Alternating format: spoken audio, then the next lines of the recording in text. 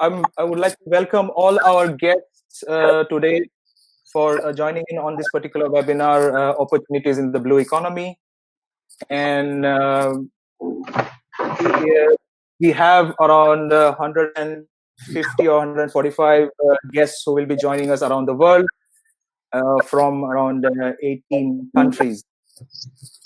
Why we are doing this webinar today is because what we believe is we will see after the COVID-19 or uh, after this particular economic slowdown, we will need to restart our engines. All the countries will start our engines, and we will need to provide some opportunities to our entrepreneurs and our businesses to restart this economy.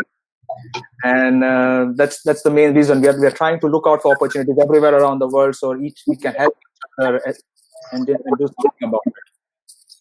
I would begin by introducing our panel today. We have Ruben from joining us from Portugal. He is he's presently the coordinator for Blue Economy Innovation, Investment and Financing at Forum Oceano and the Portuguese the Blue Economic Cluster. He is also the former Director General for Maritime Policy in the Ministry of Sea of Portugal. I would also like to welcome Mr. Tarun Shridhar. He is the former Secretary Fisheries at the Ministry of Agriculture and Farmers Welfare, India, and he has been instrumental in introducing shrimp culture in the country and it one of the major producers over there. Welcome, sir. Next is Helge Tryti. He is presently the commercial counselor at the Royal Norwegian Embassy and the director in Mumbai and in New Delhi offices. He's also the country director for Innovation Norway in India. Innovation Norway assists in Norwegian companies to do business in India. I would like to welcome everyone. We have quite a few numbers already joined in, and I think it's we can basically start with our discussions. So I would like to begin by asking all our three panelists. We can begin with Helge. Then I will ask. Then continue with Ruben, and then at the end with Mr. Shridhar. So the question is, and I think we should we'll have this like an open discussion. So each one of you can ask each other questions as well, but then I can direct a certain way. What, according to you, are the three industry verticals that your government has identified as strategic areas in the blue economy going ahead in the next 3 to 5 years? Yes, Helge. Yes. Well, the Norwegian government and the Indian government have had close cooperation in the ocean area for many years. 10 years ago, we established joint working groups, government to government, within the shipping or maritime industry, and also within the marine industry. So that has been meetings annually, semi-annually for a number of years. And also 2 years ago, approximately, when Modi was in Scandinavia, he met with the Prime Minister of Norway, and he wanted to have a bilateral dialogue on the ocean and blue economy with Norway. That was again picked up when the Prime Minister visited India in the beginning of 2019, and at that time it was established a Norway-India task force on blue economy for sustainable development, and that's co-chaired in India with Niti Aayog. And both Norway and India are ocean states. India is actually the only country in the world which has an ocean named after it. And Norway, our key industries in Norway is, of course, offshore oil and gas, deep sea, and that's opening up also now in India on the east coast. So there are opportunities in deep sea and ultra deep sea in the oil and gas industry and of reservoirs technology and all sorts of extraction technology. So this is a core competence that we have in Norway. On the energy side, we also are working on offshore wind. So we have some Norwegian companies like Equinor and Statkraft, etc., that has been involved in wind and offshore wind. And Equinor is actually engaged in some of the largest offshore wind fields outside of the UK. Equinor has also shown interest in the offshore wind development that will take place outside of Gujarat. Okay. Then, of course, we see significant opportunities within the shipping industry. We have been working in that area for a long time. So, for example, Cochin Shipyard, we've had long-standing working relationships. So shipbuilding is definitely an important area. Coastal shipping becomes more and more relevant for India. Move transport from congested roads to coastal transport. Inland waterways, very important. And different fuels for propulsion, like LNG. Norway has a lot of know-how and equipment related to running a maritime sector on LNG. We have the whole value chain in that area. Hydrogen is picking up as an alternative fuel, which I know also there is interest for in India, and batteries not at least. So some areas that we would like to engage is areas like passenger ferries and barges, for example, for inland waterways. Typically, we produce a lot of coastal vessels, which are dual keel, catamaran type, with a draft of only like 1.5-2 meters, which is less than what's requested for the inland waterways. We also have research cooperation in important areas within ocean space in India, and also India is the second largest supplier of seafarers, so good cooperation there. In the marine area, fisheries, like I mentioned, we also had a joint working group there, and we do have a large fishing fleet and equipment related to that, and design of fishing vessels, etc. in Norway. So I think we could work more closely on the fishing vessel side, particularly now that India has chosen to start to develop larger vessels for deep sea and longliners. That could be an area. And then, of course, we have aquaculture, where we have, again, the whole value chain, both on offshore cages and what it takes to do to run those, but also very much land-based aquaculture these days, because to do the fingerling, to do the hatcheries, etc., it's all moved on land in Norway. And also we see that the larger the salmon is before you put it out in the ocean, the better survival rate. So land-based has become more and more important, and we also now see that there are land-based salmon farms put up in countries like Saudi, the Dubai in Switzerland, and there's a big farm in Florida. Can I come So to some of those details in a bit short time, because I can yeah, understand that I mean, ocean economy is pretty big in Norway. I'm supposed to understand that. So I would consider three main focus area for your country would be shipping, offshore wind, shipbuilding, aquaculture, to put it, and then education as well. So first yeah, three, and next three, we'll take it at one at a time. yeah. Ruben, would you like to what is your focus area in your country, like three focus areas that your country is putting a lot of effort into? Well, thanks. First of all, thanks Ranjan Yep. for this initiative, for this invitation to be here. You're welcome.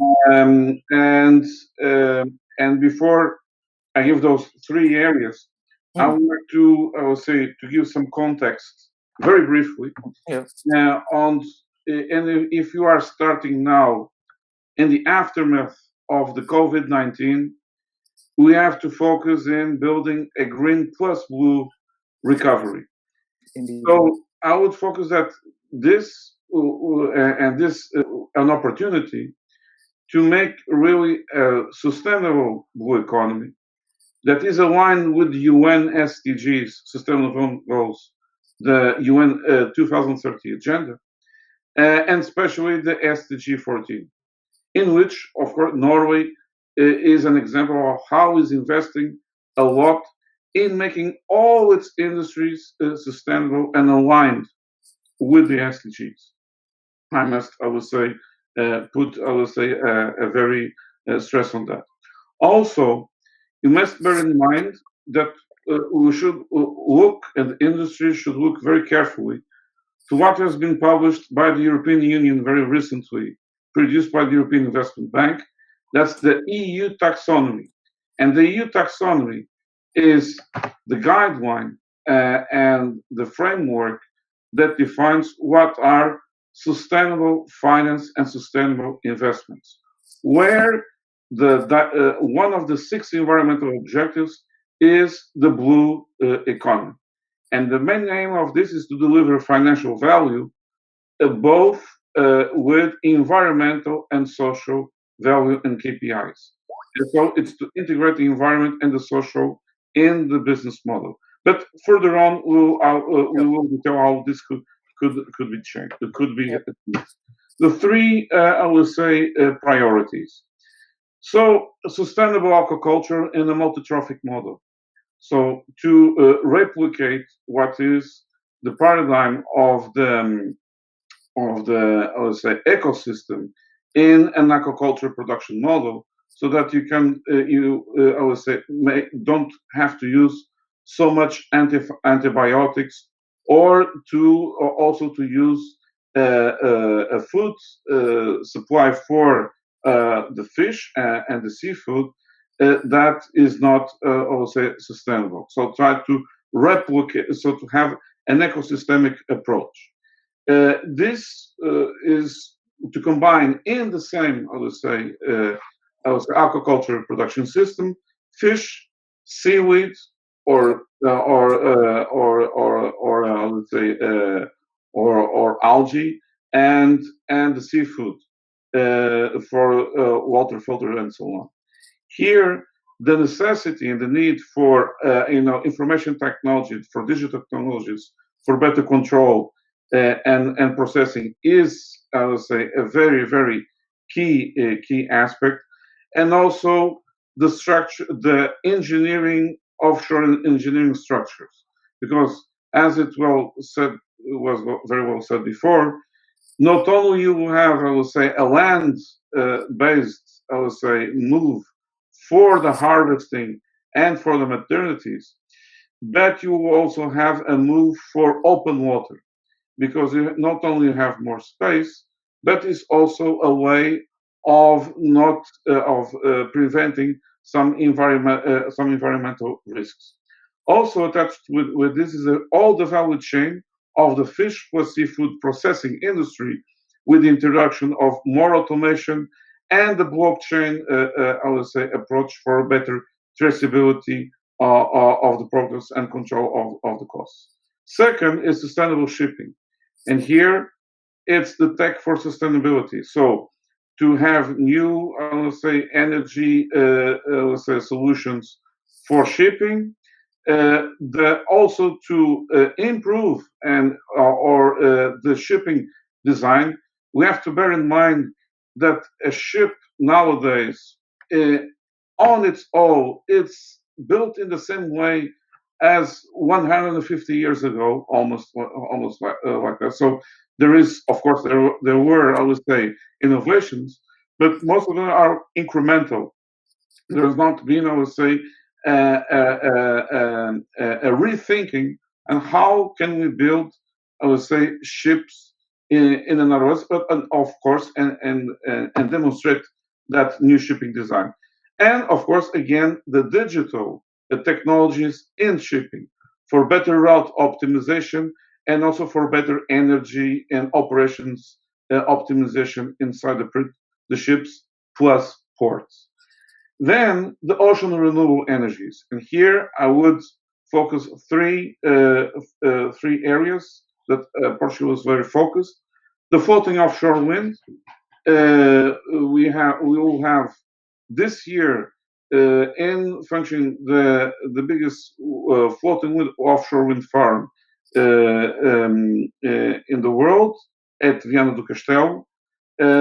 Then we have wave energy that is still in this decade. I think we will see one or two technologies that will reach the maturity level where floating offshore wind was 10 years ago, and far-fetched, but in 10, 15 years time, the blue hydrogen. So producing hydrogen from the ocean that comes from floating offshore wind and wind energy, which is also something that Equinor is pursuing in this. And who talks about hydrogen? Also ammonia and methanol that can be produced as a secondary energies from the floating offshore wind and wave energy. So I would say, in a nutshell, these are the three priorities.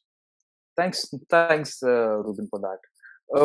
I would just like to take a quick before I go to Mr. Shridhar. I will only mention the focus areas from the India side, and Mr. Shridhar can then take a little bit into the detail on the fisheries and the aquaculture part. So, from the Indian perspective, I think Helge has mentioned a few of them already. That what India is looking at, and I had my own three pickups that in the short term, and for that I thought I should pick up shipbuilding as one of them, mainly in the inland waterways and the coastal shipping. The other one is marine ICT, since we have a lot of companies and students and professionals working in the IT sector already. I'm sorry, maybe, I'm not able to hear you. Can you hear me? Others can you hear me, Helge and Ruben? Yeah. Okay. Yeah. You might have to just check your phone.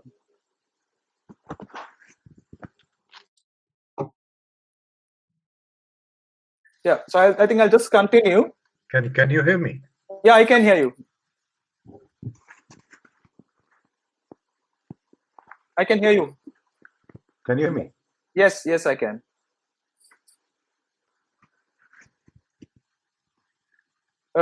So what I can say is marine ICT, fisheries and aquaculture, and shipbuilding for inland waterways and coastal shipping would be the three focus areas for India, and mainly in the next 3 to 5 years. I think since this logistics part is increasing so much in India right now, and it's being talked about a lot, probably we'll get some more push from the government side to achieve this. But I can ask Mr. Shridhar. Can you hear us now, Mr. Shridhar?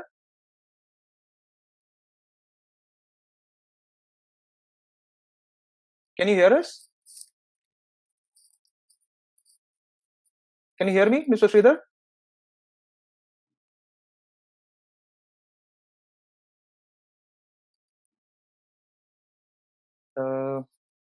Okay, I think we have lost him on his microphone. I can't hear you. Can you turn on your microphone?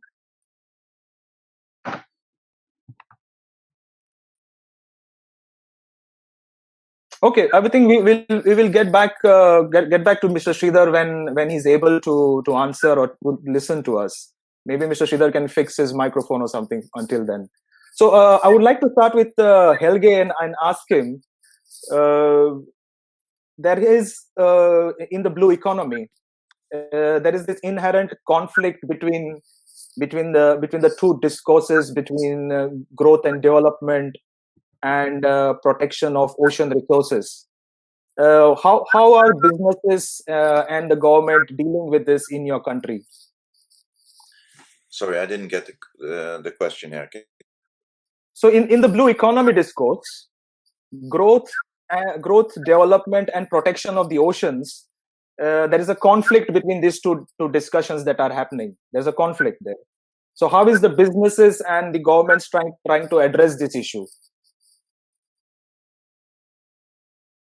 Well, when it comes to the coastal area, of course, there's often a conflict of interest between the local fishermen and the aquaculture sites, and it's very strict regulation when it comes to the aquaculture farming of what's allowed and what is not allowed to make it sustainable. The major problem that we have is lice on the salmon, which counts for about 25% of the total cost of production. So it's a major effort being done to find sustainable ways of getting rid of the lice. The animal health is very important, even when it comes to fish and salmon. So major focus area. Over the last 5 years, we've seen that the export has grown in the salmon farming in value every year. But if you look at the underlying production, it's stayed very much the same.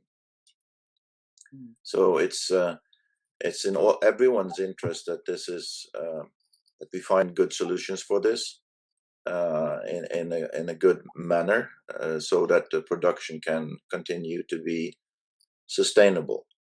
When it comes to fisheries, of course, what's important there is that you have very good overview of the resources. So you map the stocks, the fishing stocks that you have, and follow their development so that you do not overfish. We've seen examples over the years when it comes to herring. It was basically gone for a long while, but it came back, and now it's plentiful because we adjusted the quotas. We've seen challenges with the cod. Canada, for example, has had major problems with their cod stock, but we found very good ways to cooperate with Russia in maintaining the cod stocks. We're very much interdependent of each other because the skrei, the migrating cod, goes to Russia for breeding outside their coast, and then it goes there to feed, and it comes back to Norway to breed. So if one overfish, it will be negative for both parties. We also saw overfishing of the tuna, the blue tuna, and it was banned to fish for tuna for the last 30 years. But recently, over the last 3, 4, 5 years, we've seen that it's coming back, and there's test fishing going on. So it's extremely important to do this sustainable. And if you look at India and the Indian Ocean, I mean, the tuna, of course, there is migrating just like everywhere else. So good cooperation with your neighboring states is very important.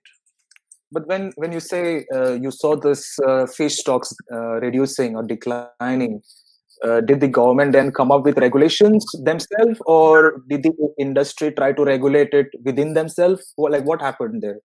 No, this is the government. Government sets the quota. Okay. So, Okay. but of course, this is in the interest of the industry. I mean, Yeah. if you overfish, then there's no more business to do. Okay. So Okay. it's monitored all the time, and quotas are set on a sustainable way. Okay. Okay. And when you're starting new projects, for example, in fisheries, aquaculture, in any project, shipbuilding, do you have to do preliminary risk assessment, anything like that as part of like a standard documentation before you go for approvals and so on? I mean, this is a very wide question, but if you take the, for example, aquaculture, you need, of course, to apply for a license, and you have to describe the location that you want the cage to be placed. And there is more than one license. One is the central license, being allowed to cage farm, but then you need another license with the community where you're going to set up the cage for the location of the cage. And it's a hearing, you have to contact everyone that have stakes in it, basically, and they can raise their concerns with the government before the final decisions are made. Okay. Mr. Shridhar, can you hear us now? Yes, I can hear you. Sorry, Okay, there's no worries, no worries. So, what I wanted to ask you, the question is, aquaculture is one of the focus areas in India, and as I said earlier, in this year's budget session in India, had a very focus on the blue economy and especially fisheries and aquaculture. Can you let us know what plans the government of India has to boost to boost the numbers in this sector? You see, like the rest of the global community, there is a very strong realization in India also that within the ambit of blue economy, if we have to develop fisheries, if we have to increase the overall fish production in the world to meet the growing demand, one will have to fall back upon aquaculture. Year after year, the evaluation and the assessment made by the Food and Agriculture Organization shows that most of our marine fish stocks are getting depleted, and recovery is becoming very impossible in case of most of the important fish food stocks. So answer lies in aquaculture. And the silver lining is that aquaculture has been growing and growing very well. Compared to the marine capture fisheries, which is almost stagnant, and in many of the cases, it is registering a negative growth. Aquaculture world over has been registering a growth of 6% plus. And sometimes in countries like, in the Asian countries like Bangladesh, India, Indonesia, the growth has been 8% to 12% in many cases. So aquaculture is the future. And this realization is very strong within the country. That's why aquaculture is the backbone of our marine fisheries, inland fisheries, and generally food policies. Having said that, we also have some serious issues with respect to aquaculture. As Helge was also mentioning, that there is always a conflict with the marine capture fishers as also the aquaculturists when it comes to coastal aquaculture and the brackish water aquaculture. While the size of the aquaculture in India is huge, the value is actually drawn from the coastal aquaculture, which is small in numbers but huge in values. So there is this conflict. Then there's a conflict with the consequences of aquaculture activities on environment. And unfortunately, in terms of the global environmental lobbies, aquaculture somehow has got a bad name. And this is something which consciously needs to be corrected. One thing very positive development in India has been that India over the last 1 decade has grown so well as far as shrimp aquaculture is concerned, that from merely 70,000 tons per annum, we are now producing 800,000 tons per annum within 1 decade. Now, this kind of, say, 7 to 800% growth over a period of 1 decade is a story which, well, only fairy tales are made of. It's not, but that is what India has shown that it can make it happen. India is now the biggest shrimp exporter in the world. About 25% of the shrimp exported to USA comes from India. So this is the kind of the story of growth which has been very impressive. As far as inland aquaculture is concerned, we have been traditionally grappling with the very low levels of productivity. The primary reason being that the size of our ponds and the water bodies is very small. And traditionally, the inland fisheries, be it capture from reservoirs and rivers or culture in the ponds, has been primarily oriented towards livelihood rather than a full-time vocation, which can actually usher in prosperity. Now, there's a conscious effort right now to change this kind of a mindset and project aquaculture in the fresh water as a very, very viable occupation which can give very good returns. For that, efforts are to introduce species which are more productive, which yield better returns, to improve your farming practices by better stocking, better feed management, and as also a better environmental management. So, because of this realization that the global community will depend upon aquaculture to meet its demand for fish food, India, as also the other Asian countries, are growing and developing very fast. But as our friend Ruben mentioned, COVID-19 has posed some serious challenges, because like shrimp is the most traded seafood product in the world. Well, tilapia comes number 2. Now, with the global trades being the first casualty in this COVID-19 scenario, and more than 90% of our shrimp being exported, it's a very, very serious challenge which this industry is facing. So we'll need to either make a conscious effort at reopening the export markets, which is not much within the individual control of India, or alternatively try to develop good, robust domestic markets which can at least absorb most of the products which was being exported.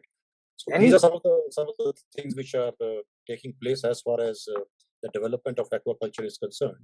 Having said that, it's not I'll just take 1 minute. Sure, go ahead.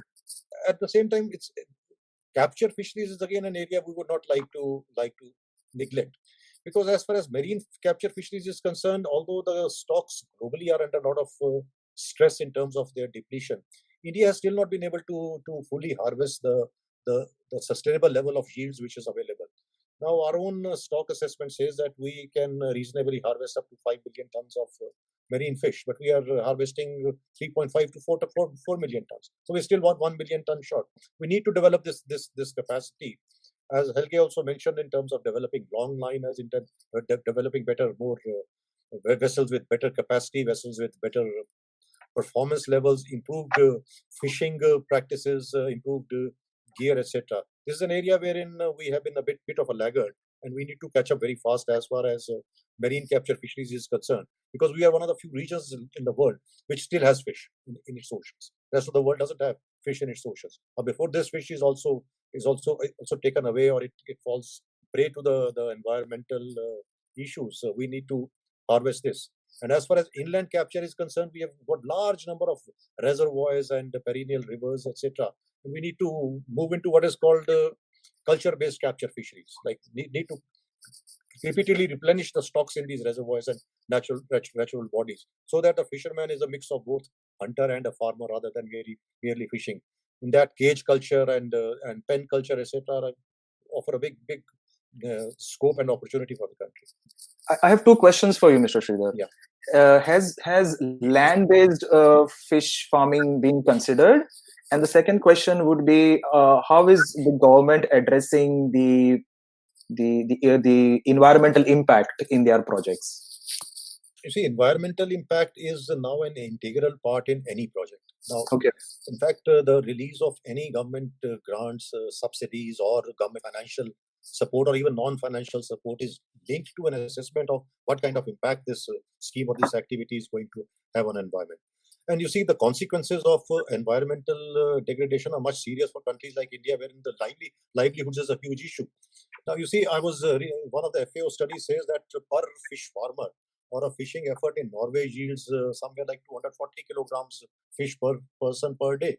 In India, it is about 2.5 to 3 kilograms. So there's a huge gap. But the numbers in India is huge because it's a question of livelihoods. If there's an environmental damage and degradation, Indian fisherman or fish farmer does not have anything to fall back upon. So environment is not only a big issue and a challenge, it's also a very major concern. And India as a nation, as a society, and the governmental systems are very, very responsive towards it. Now, fisheries is, see, we are a federal structure, and fisheries is a subject which is of the states. So it is, as far as the inland fisheries is concerned, whether it is pond culture, whether it is culture of fisheries in the reservoirs, it is primarily the responsibility of the state governments. But Government of India has been making very conscious efforts to have states on board, that there should be some uniformity as far as the policy for development of fisheries is concerned. And few of the issues which cut across geographical boundaries of the state, for instance, the quality of the seed which is available, the kind of species which should be introduced. Somebody mentioned, I think we are very strong on that, a proper risk assessment before introducing any exotic species, the kind of productivity we should be aiming at, so that the enhancement of productivity and the environmental consequences are balanced. And then Government of India has various schemes by which financial and non-financial support is given to the state government for the development of their pond culture. Okay. Thanks, Mr. Shridhar, for that quick insight into the fisheries for India. I would go to Ruben. Can you tell me how this growth, development, and protection of oceans is being done in Portugal? How are you managing the show there? So I think here the answer is how many flows in the market, and how the market of the money for investment and financing the blue economy is, I would say, flows, and also how risk is assessed. And here, until now, what we have is a whole business model that only focuses and prioritizes short term, and doesn't leave the long term. Of course, I can say in the long term we are all dead, but you have to find the balance, because even if how things are going, even in the short term, we will all become dead. So here we must see how also the market is now reacting and innovating. And to give an example, the Poseidon Principle. The Poseidon Principles is a coalition of about 30 banks worldwide, from various parts of the world, European, North American, and also some Asian banks, that only finance shipping companies that really deliver what is called the ESG principles, environmental, social, and governance principles. And they have to report on the and with audits and with all sort of evidence that they are, I would say, delivering those results. And this is, I would say, a bank coalition not for marketing, but really with business purposes. And what we are seeing now is that when you look also to the whole market, and even with the COVID-19, I would say, impact that is having, what we are observing is this: the ESG investment market is still outperforming the conventional market. For example, the MSCI index ESG is still performing 2 to 3% ahead of the MSCI conventional index. And why is this? Because when you, I would say, focus more in, I would say, protecting the environment and also the social dimension, that also is a governance issue, in doing the business, you have a better risk management. It's a safer and a better investment. And this is, so companies have a, I would say, stronger and more robust risk management system. And this is why the returns for the investor at a certain 3 or 5 years of this investment are higher than a conventional investment. So here, what the point I want to make is that considering all what are the sectors of the blue economy for tackling the issues that rightly Mr. Shridhar pointed out, as well as Mr. Helge, what we need is the regulation from the governments and also with the involvement of the private sector to change the rules and the incentives and how the money is given for the businessman. You say, well, this is utopic, this is dreaming. No, this is not the European Union. And what I mentioned before, the EU taxonomy, that is already published and is open for everyone to, I would say, to consult, is a tool that is going to be mandated and mandatory in the European market, in the European Union market, for financial products, but also for companies to have, access to loan and other types of financial instruments to revamp the industries for energy efficiency and environmental protection. So, if we focus in the many of the areas that we can go further, of course, we have to have marine protected areas and all of that, but those are, I would say, areas and measures that divide environment from business, or they only deliver results in a much longer time span. We have to focus in finding ways to, I would say, to incentivize that the ESG investment is a better, and it really is a better risk management tool, so that it can deliver not only a good financial return, but also environmental and social returns. And to finalize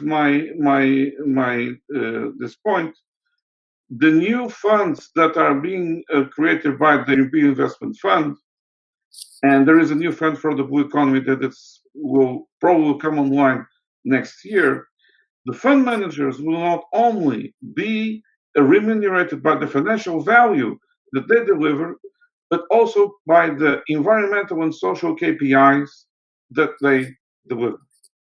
So, if it's not too far from the end, I think we just have to move on, because I have another question where maybe we can look into the collaboration part of this webinar, why we need to do that primarily.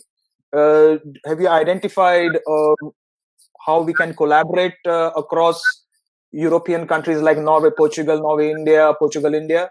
Has that been a place where you have thought about, your countries have thought about? You are supposed to have some program this year or next year, I guess, Ruben, right? Yes, you're asking me, right? Yeah. You can begin with yourself. Yeah. Okay. So regarding the collaboration opportunities, of course, here, so in the European Union, and of course, it's also done in synchronization with Norway, because Norway is a EEA, let's say, a member country. There are, I think, and also India has, I would say, some agreements with the European Union in this area. And I also can say that yesterday our Prime Minister had, I would say, a phone call with Mr. Narendra Modi from India, and it was pointed out, he mentioned this in his Twitter account, that they will work for a EU-India summit in Lisbon next year, in the first semester of next year, in 2021. And I think here there is an opportunity for working together to put, sustainable economy in the agenda between EU, cooperation between EU and India, and of course involving Norway in this. So, in a nutshell, collaboration opportunity areas, thematical. The digital 4C for aquaculture and fisheries, robotics, shipping and shipbuilding. The ocean renewable energies area. The leisure nautics sector, so the shipbuilding for leisure nautics, and also the joint initiatives for regattas and so on between also this space is also something that is very very interesting to explore. Blue startups acceleration, so a new sustainable economy, and for delivering all of this, let's say, solutions that we mentioned before, we need new companies, and there are lots of talent in Europe, in Norway, in India. India is a tech power in many areas. It has here a huge opportunity to make the difference in this decade, and especially having an ocean named by its nation. And one last but not least important, ocean literacy.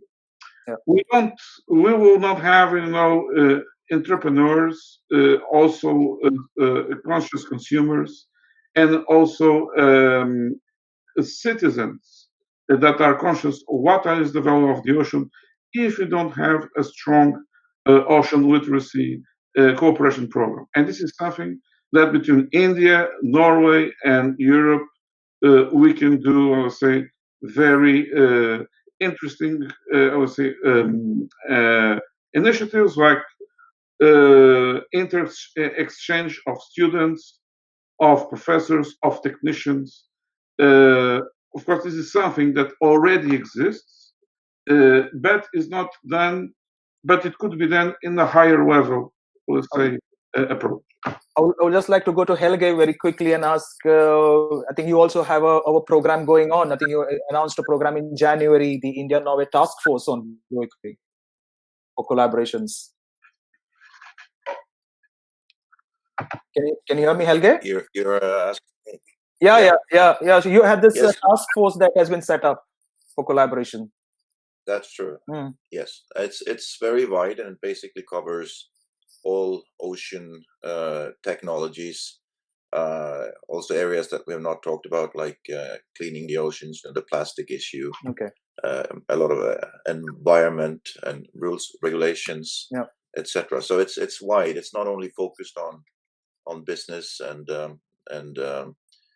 cooperation in that area. Although, seen from my perspective, with my role, that's the main focus for us. And I think that basically in all areas we're working in ocean space, there is good opportunities for cooperation, and we do cooperate in a number of areas already. It can be extended. But if I start with aquaculture, go back to aquaculture. What we've seen when it comes to land-based aquaculture, it's that it's more controllable because you have everything in a locked environment, and you use so-called recirculation aquaculture systems, RAS systems. Yeah. So it's very sustainable because you don't let anything out, and you keep the water and purifies the water. It's recirculated. The waste you can turn into fertilizer and produce biogas.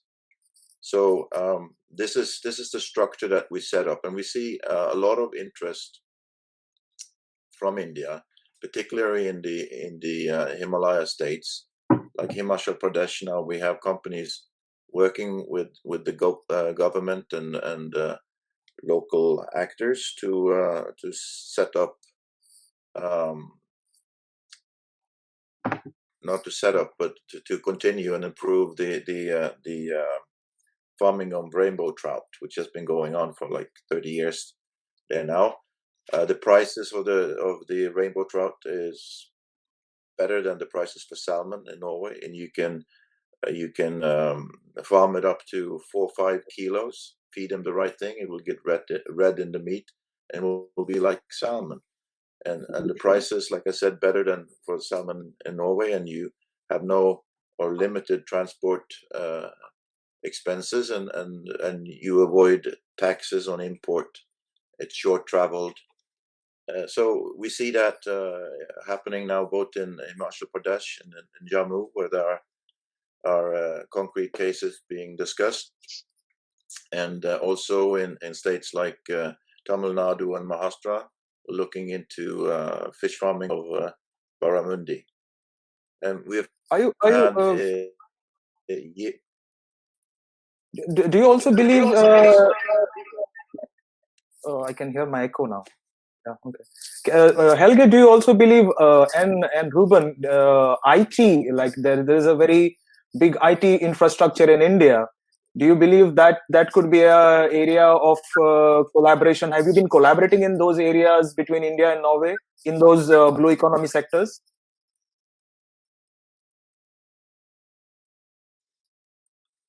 Yes, there is collaboration, and there's room for more. But for example, in the shipping industry, there is a big opportunity, and also in the aquaculture area, etc.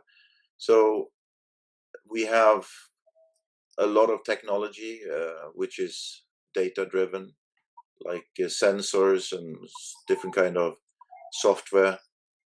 It can be software related to processing plants, logistics, etc. And we also do and have had a lot of collaboration on the research side, and are doing as we speak, and have been doing research, for example, vaccines for shrimps. Now we're looking at hatchery in West Bengal. Some people we cooperate with there. Okay. So basically, across the whole value chain, there is room for even more cooperation. I could ask Mr. Shridhar, what collaboration areas in particular, collaboration areas in particular you are looking for from Norway or Portugal or from rest of the world to improve our fisheries and aquaculture in India? You see, I am not in the government right now, so it will not be fair on my part to be commenting, and I don't know what the priorities of the government are. And there are the first part of Helge, but I'll just tell you that India and Norway have a very, very rich history of cooperation and collaboration as far as fisheries and aquaculture is concerned.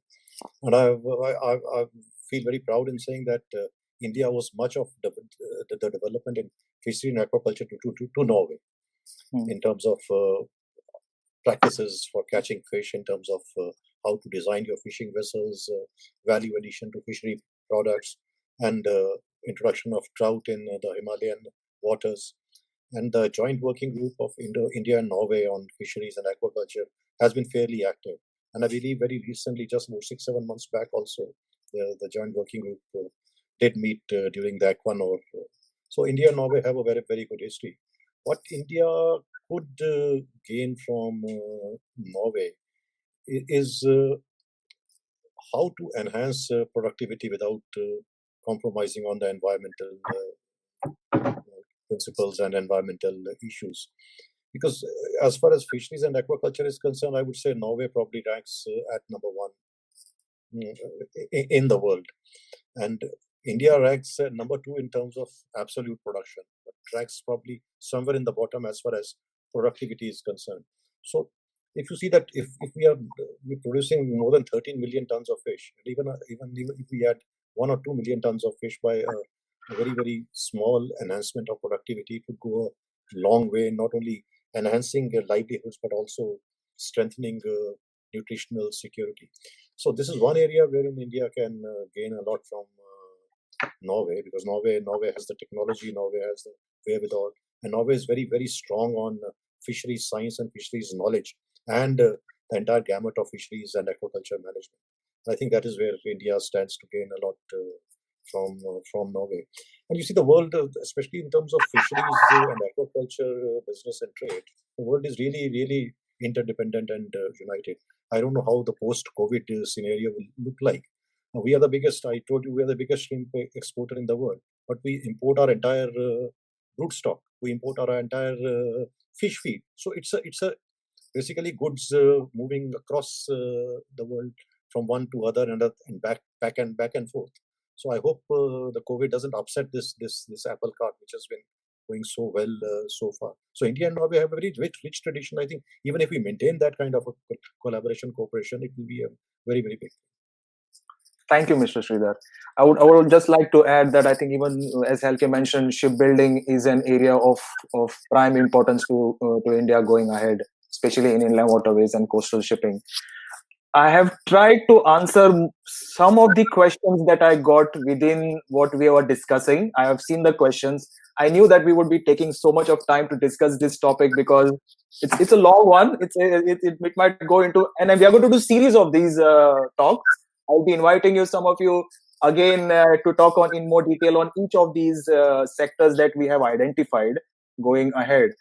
And for now, I think what I will do is, since we are coming almost to the end, if there is anything else that you would like to communicate to our audience as far as certain upcoming programs are concerned in India, if you know of something, Helge, let us know, or in Norway where collaboration programs are coming up, because I had a couple of programs that I know in Portugal.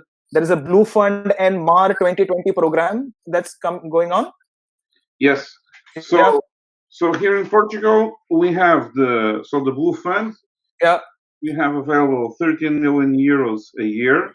Yeah. And, it's a Portuguese state fund, and it's prepared to do, I would say, co-investments and joint investment with other instruments from, I would say, other countries, or so from public institutions or private investors. Should they get in touch with you if there are some our listeners who want to collaborate in these programs? Who should they contact? Yes, I can, I would say, facilitate the contact. I'll not okay. Perfect. have the responsibility of managing the fund, but of course with the GPM, the Directorate General for Maritime Policy. Then we have the Fisheries and Aquaculture Fund. That's the EU fund, and then we also have the EA grants Blue Growth Program. That is, I would say, a 45 million euros program that is financed by Norway, Iceland, and Liechtenstein, but the biggest chunk of the money is from Norway. It's a program for fostering the blue economy in Portugal, in part, and of course with fostering the partnership with Norway. And we have, of course, a very strong relationship with Innovation Norway in this respect, because the GPM is the program operator, and alongside with the Norwegian counterpart. Then we have all the EU funds that of our regions, and here there is, I would say, one I would say, billion euros available, alongside with all the other, I would say, target instruments like the 200M instrument that is focused in tech companies. It's an equity, I would say, instrument. And we have the startup visa that everyone that has, I would say, a project from any country in the world that wants to develop in Portugal, has, I would say, a visa for creating a startup here, and has access to the 200M financing and other instruments. And we have, of course, also the Blue Tech Accelerator program and other acceleration programs for, I would say, the acceleration the blue economy. Also, to say that I cannot, I would say, show the whole story yet from my part, but also there is an initiative, a European initiative called NOAA. The NOAA Blue Consortium is a private-led initiative that I will also take a part in. I will, when the time comes, I will say disseminate it. But the focus of this NOAA Blue Consortium is to create a blue hub in every major and strategic coastal city and region in the world. It's the Norway consortium will involve and will have partners as partners global corporations. It will also have a blended finance platform that will join private and public instruments, and will Ruben, also have a global. if I may just hold you for a moment, because we are just running out of time. I would like to go to Helge and ask him if there are any programs in Norway. Yeah. Just to finalize, that could be an opportunity for Mumbai to have, I would say, a blue hub, a Noah's Ark, that could have, I would say, financing from, I would say, from this Noah Blue Consortium, and could be, I would say, an opportunity for India to position itself as a major blue pioneer in the world. People should get in touch. Whoever our listeners are, people to get in touch with Ruben Eiras. His email ID is on the screen. You might want to write to him and know more on what's happening there. Helge, yes, can you please go and tell us programs? Yes, I mean, in related to Europe, for practical purposes, for example, when it comes to Horizon 2020 and another quite a few of these European opportunities that was mentioned, also goes for Norway, because we have this EEA agreement with Europe. But when it comes to Norway itself, we have export credit and GIEC, the Guarantee Institute of Export Credit. So they will, as long as it's Norwegian produced material involved, up to a certain level, like 30%, they can go in and do financing and for example, for land-based aquaculture systems, that would be very relevant. They do it in a number of places. So that will make it easier, for example, to do a joint venture. A lot of the equipment can also be produced in India to set it up. And according to the business people that are looking into this now, it's a very good return on investment. We're talking less than 5 years. So I think this is a great opportunity within the aquaculture that should be taken, and probably now. It had already started before the COVID, but I think short travel food and less air transport will become more and more important in the future. So, and then of course for Norwegian companies, we have all sorts of loans and grants within our organization that they can apply for. Thank you, Helge. Thank you very much. I have run over time, 3 minutes over time, and I would like to take this opportunity to wind up. And I would like to say thank you to all my panelists, Ruben, Helge, and Mr. Shridhar, that you were able to join this. I'm also very thankful to all our participants and our guests who have joined in today. And we will continue this discussion in our other our next episodes that will come up. We will post it on our Facebook and our LinkedIn page. So please follow us there. And if you have any questions further, any collaborations, or any information that you want to know, please write to us, and I would be happy to give you whatever information I have. Thank you very much, and have a nice evening, everyone. Thank you.